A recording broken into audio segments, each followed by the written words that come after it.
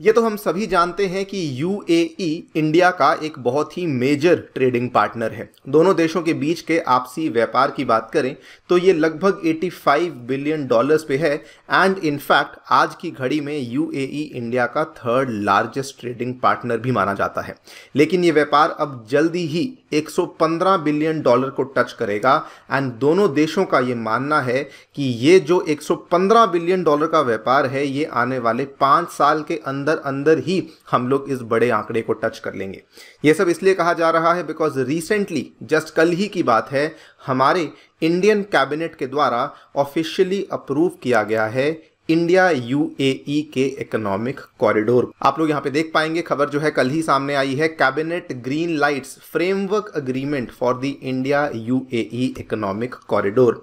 And वैसे तो ये जो अग्रीमेंट है दो देशों के बीच में हुआ है, लेकिन असल में ये जो इकोनॉमिक कॉरिडोर है ये एक लार्जर इकोनॉमिक कॉरिडोर का एक छोटा हिस्सा है। जिस लार्जर इकोनॉमिक कॉरिडोर की हम बात कर रहे हैं उसका नाम है India middle east Europe economic corridor, जिसको पॉपुलरली आईमेक के नाम से भी जाना जाता है। इस फोटो में आप देख पाएंगे ये कॉरिडोर इंडिया से शुरू होता है, उसके बाद आगे जाकर के मिडिल ईस्ट यानी कि वेस्ट एशिया को कनेक्ट करता है एंड आगे जाते हुए ये वाला जो कॉरिडोर है ये बेसिकली यूरोप में भी एंट्री ले लेता है।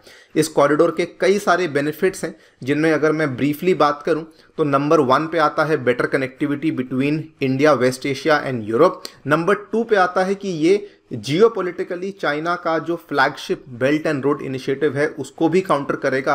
एंड नंबर 3 पे आता है कि ये सुएज कैनाल जो कि बहुत ही कंजेस्टेड और जो कि बहुत ही महंगा भी है उसको भी बाईपास करने की क्षमता रखता है। बात करेंगे दोनों ही चीज़ों के बारे में कि इंडिया यूएई के बीच में जो इकोनॉमिक कॉरिडोर एस्टैब्लिश किया है एंड ओवरऑल जो ये आईमेक कॉरिडोर है ये क्या चीज़ है और इसके जो ये बेनिफिट्स हैं ये किस तरीके से हमें देखने को मिलेंगे, इसको भी समझने का प्रयास किया जाएगा। आइए शुरू करते हैं दोस्तों मेरे साथ। मेरा नाम है अनिरुद्ध। यदि आप लोग हमें फॉलो करना चाहते हैं, हमारे लेक्चर्स के अपडेट्स को प्राप्त करना चाहते हैं तो यहाँ पर दिए गए टेलीग्राम चैनल्स के माध्यम से ऐसा कर सकते हैं। इसके अलावा दोस्तों आगे बढ़ने से पहले आपको बताना चाहूँगा कि हमारा जो करंट अफेयर्स का कंपाइलेशन कोर्स है फॉर 2024 वो शुरू होने वाला है from the 15th of March. इस कोर्स में हम लोग आपके लिए पिछले 1 साल के जो भी रेलिवेंट करंट अफेयर्स हैं उनको कवर करने वाले हैं और ये कोर्स हाइब्रिड मोड में आपके लिए रन किया जाने वाला है, यानी कि ऑफलाइन ऑनलाइन दोनों ही मोड्स में रन किया जाएगा। अगर आप इंटरेस्टेड हैं तो इस कोर्स में जाकर के एनरोलमेंट ले सकते हैं। इसके अलावा हमारे जो फाउंडेशन प्रोग्राम्स हैं वो भी शुरू हो चुके हैं हमारे करोल बाग सेंटर में नई दिल्ली में, मुखर्जी नगर सेंटर में नई दिल्ली में और इवन प्रयागराज सेंटर में उत्तर प्रदेश में भी हमारे फाउंडेशन प्रोग्राम्स चालू कर दिए गए हैं। इनमें एनरोल करना है तो प्रोसेस वहाँ भी बहुत सिंपल है।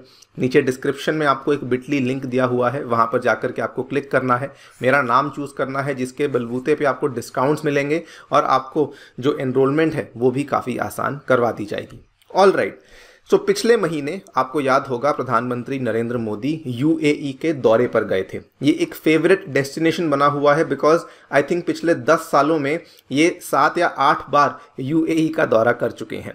खैर, पिछले महीने जब ये दौरा हुआ था तो 13 फरवरी 2024 को दोनों देशों के बीच में जब मुलाकात हुई थी उसी टाइम पे अग्रीमेंट साइन कर दिया गया था कि हम लोग मिलकर के ट्रांस कॉन्टिनेंटल ट्रेड कॉरिडोर को डेवलप करने वाले हैं।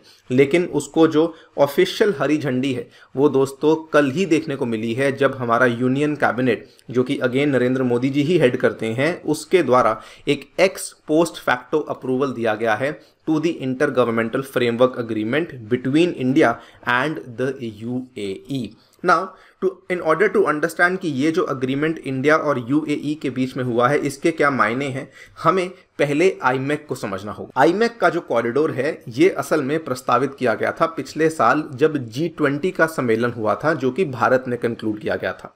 उस टाइम पर with the banking of the western countries specially America, specially European union, उस टाइम पे तय किया गया था कि हम लोग एक नया रूट बनाएंगे जो कि इंडिया और यूरोप को कनेक्ट करेगा, जो कि वेस्ट एशिया से होते हुए जाएगा।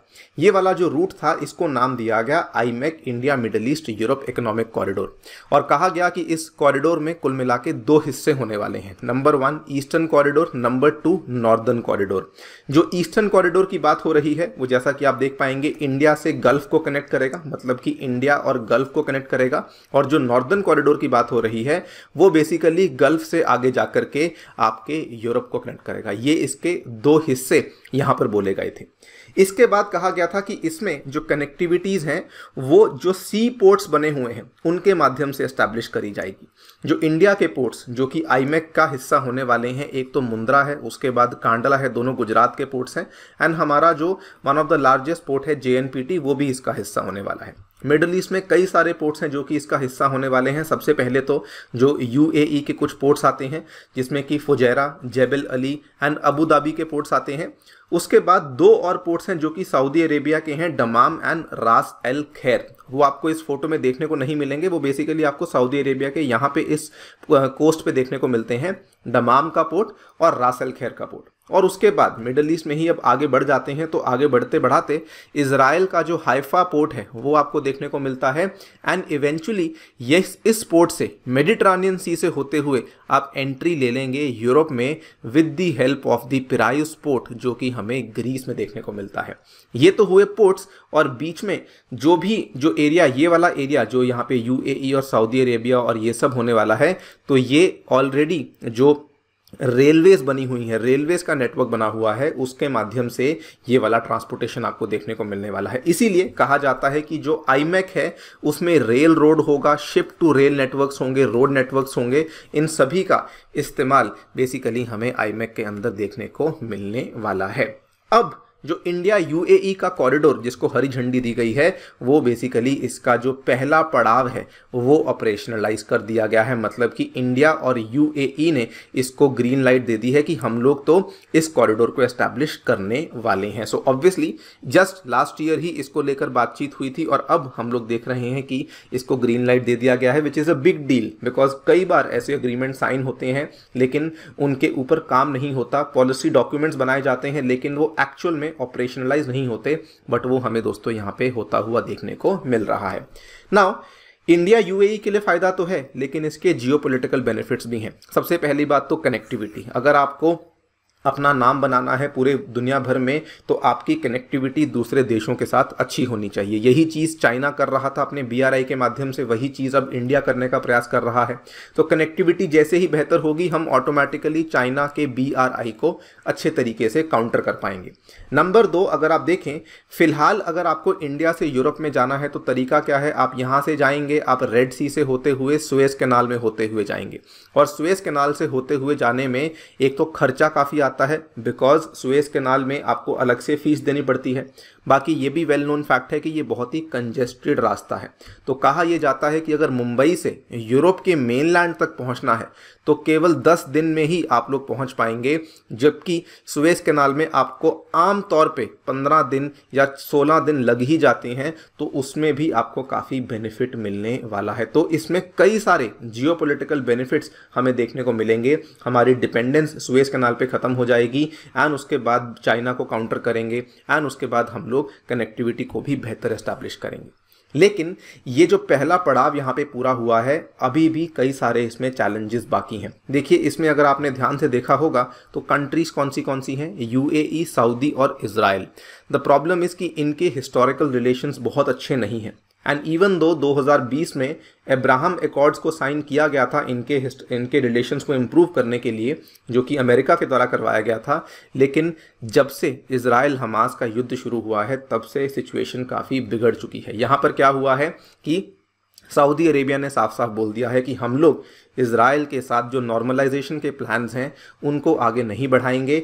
अभी तक उनके वैसे भी कोई ऑफिशियल रिलेशंस नहीं हैं, लेकिन जब से ये इजराइल हमास का मुद्दा शुरू हुआ है तो सऊदी ने बोला कि हम लोग इजराइल के साथ बातचीत नहीं करना चाहते हैं। खबर अक्टूबर 2023 की है। UAE वो भी थोड़ा परेशान है इस चीज़ से, लेकिन फिर भी उन्होंने एज सच ये नहीं किया कि हम लोग इजराइल को आइसोलेट करेंगे।